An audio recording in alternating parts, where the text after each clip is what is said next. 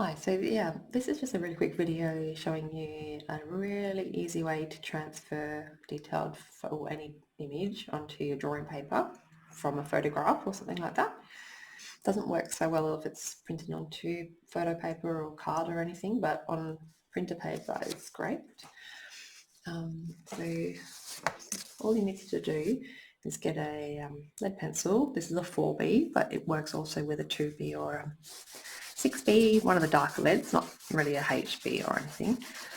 And I'm using the side of my pencil to shade the back of the part of the photo that I want transferred. In this case, it is the whole page. So you make sure you're feeling all the white, just shading it in.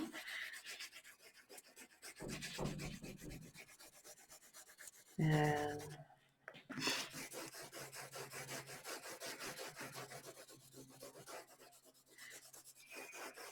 doesn't have to be neat.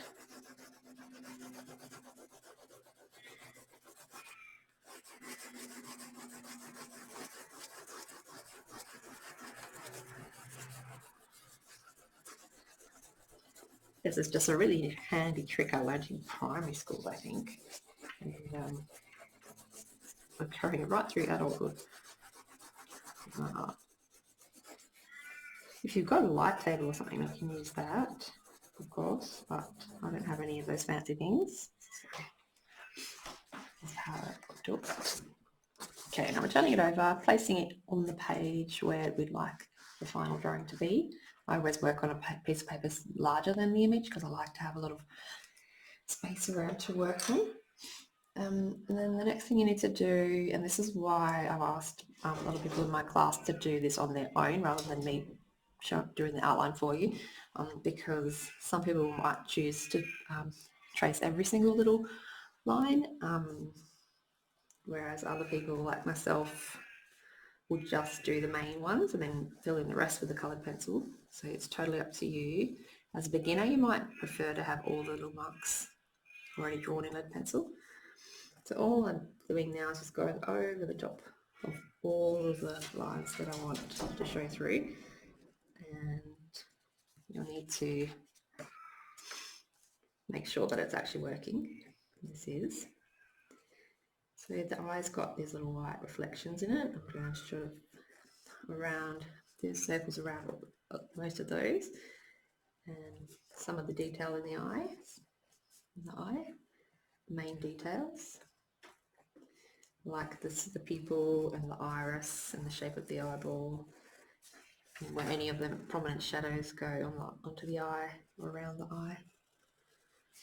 And then I'm going on the eyelid,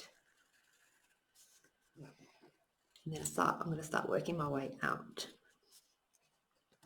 until I've got all the scales that I want traced. Now, just because I'm not drawing all the tiny little tiny details doesn't mean I won't include them when I'm colouring my picture in.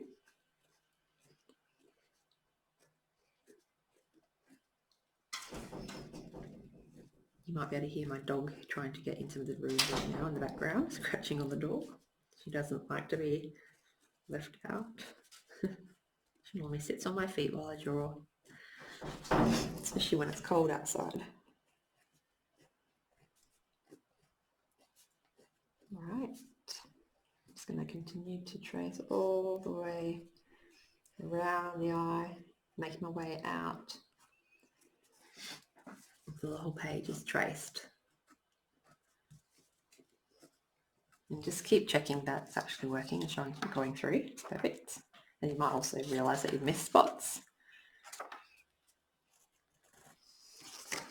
It's a little bit better.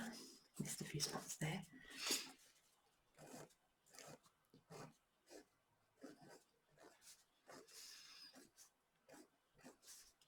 The reason I do this with the lead pencil on the back is because then I can also erase the lead as I'm colouring it in.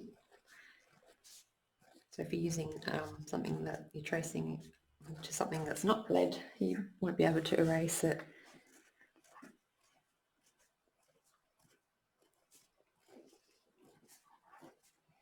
Another thing is to, obviously you've got to press firmly enough so that the pencil's going through, but not so firm that it leaves a massive indent on the page below it, because any indents can affect your colouring as well, all these little things. Okay, I might pause now because I'm sure you don't need to sit and watch me draw the whole thing, and then I'll come back and show you what it looks like traced. Okay, so I haven't done all of the tiny little details just yet, but I will lift it up and show you how I've gone, and then you can do your work on your own. It is quite time consuming, but it's well worth it when you've got a good outline to work with. So I'll just see. Yes, I've still got quite a few more details to add in.